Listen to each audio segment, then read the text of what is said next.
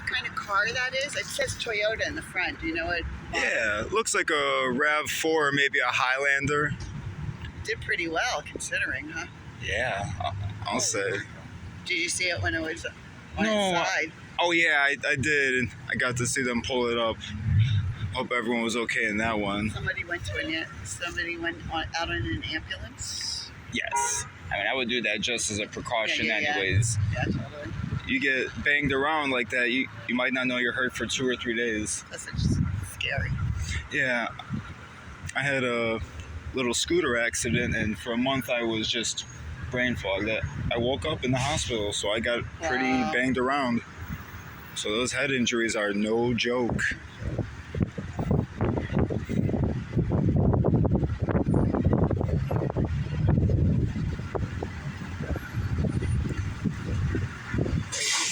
All right.